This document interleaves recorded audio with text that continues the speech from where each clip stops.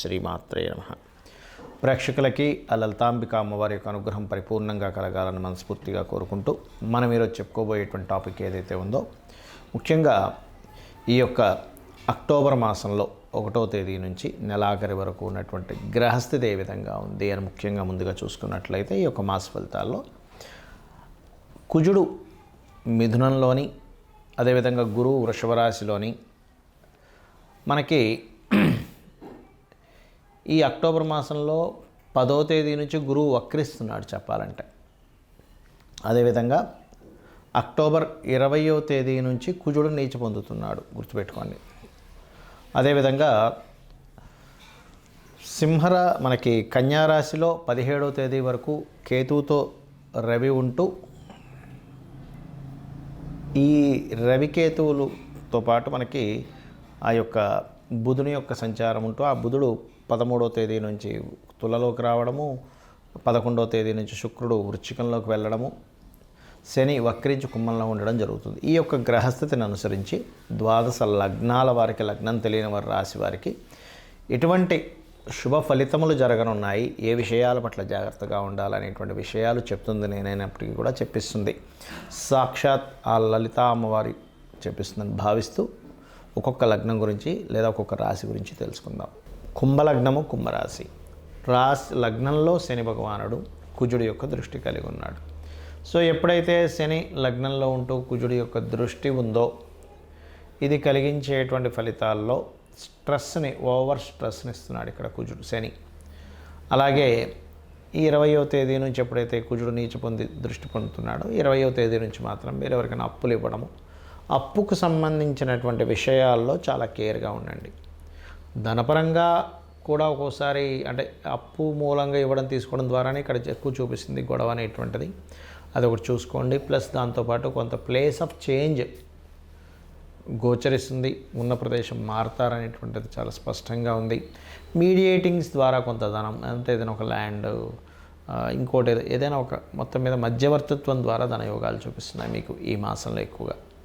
అలాగే కొన్ని కాలేజెస్ కానీ, స్కూల్స్ కానీ, విద్యా సంబంధించిన విషయంలో కొన్ని మార్పులు చేర్పులు కూడా ఉన్నాయి. కాకపోతే ఇక్కడ ఈ 6లో ఉండేటువంటి కుజుడు మాత్రం కొంత అగ్రెసివ్ నేచరు, ఎలాగైనా సరే నేను సాధించాలని ఒక పట్టుదలని, గొడవ వాతావరణాన్ని క్రియేట్ చేస్తూ ఉంటాడు.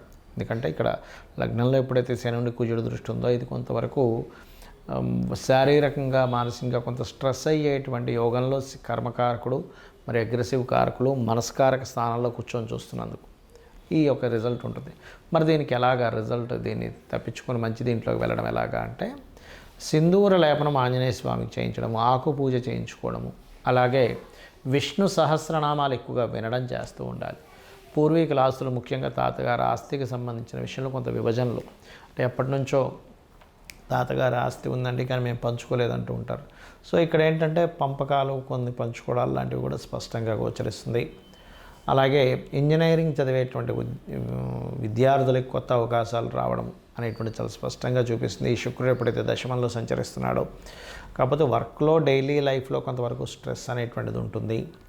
అలాగే మరొక విషయం ఏంటంటే, ఈ రాశిలో ఎప్పుడైతే శని భగవానుడు ఉన్నాడో, ఇది సర్వసాధారణంగా కొంతమంది చూడండి కాళ్ళు లాగడం, ఇట్లాంటివి ఉంటే పెయిన్స్తో కూడుకున్నటువంటి వ్యాధులు, అంటే కొంత బాడీ పెయిన్స్ అని, కాళ్ళు లాగడం, నరాలు లాగడం, ఇలాంటి వారికి కొంచెం ఎక్కువ చూపిస్తుంటుంది ప్రభావం. దీనిలో ఏంటంటే కాస్త ఒక టబ్ లాంటిది తీసుకొని గోరువెచ్చని నీళ్ళల్లో 3 గుప్పెళ్ళు కల్లుప్పేసి అందులో కూర్చొని నమశివాయ మంత్రం చదువుకున్నా, లేకపోతే క్రీం అచ్యుతానంత గోవింద కానీ, లేనట్లయితే ఓం సర్వవ్యాధి ప్రశమని సర్వమృత్యు నివారిణి అగ్రగణ్య అచింత్య రూప కలికల్మషనాశిని నమః అనే నామస్మరణ చేయండి. ఆ దోషం అనేటువంటిది పూర్తిగా పోతుంది. నవగ్రహాల్లో కుజ, శని, కేతు, రాహు గ్రహాల దగ్గర దీపారాధన చేయండి. 2లో రాహు ఉన్నందుకు విదేశీ ధనయోగం కూడా ఇస్తాడు ఇక్కడ.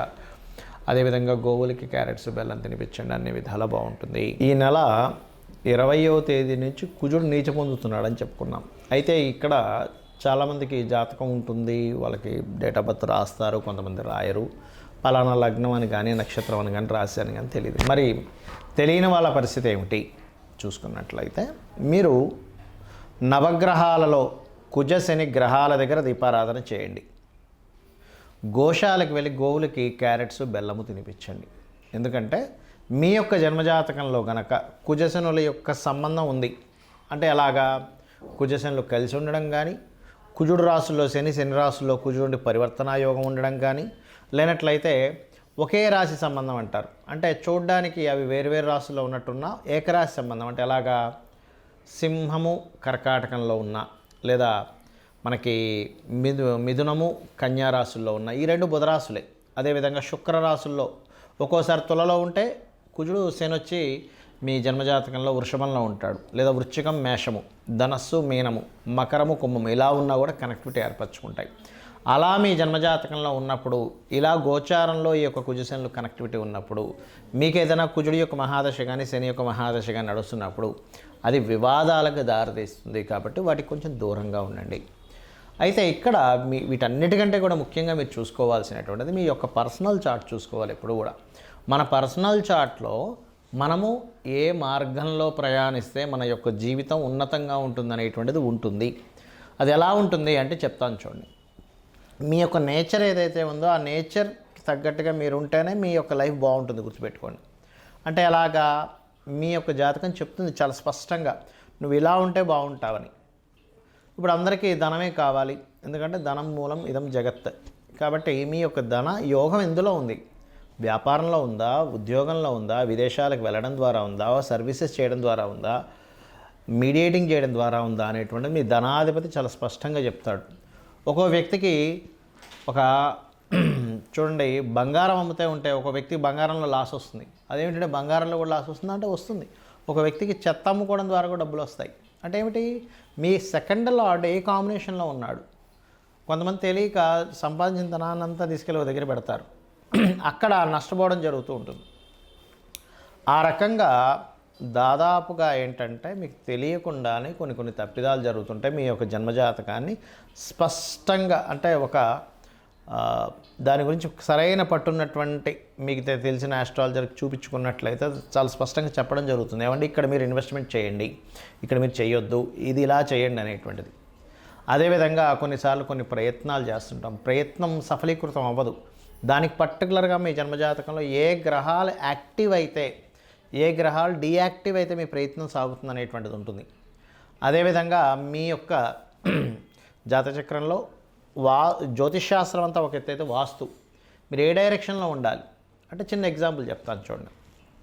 మనకి మన లైఫ్లో కూడా కొన్ని చేసే పనులు, చేయకూడని పనులు ఉంటాయి కొన్ని. అలాగే జ్యోతిష్శాస్త్రం వాస్తుపరంగా కూడా ఉండకూడని డైరెక్షన్స్, ఉండే డైరెక్షన్స్ ఒక్కొక్కరికి ఒక్కో రకంగా ఉంటుంది.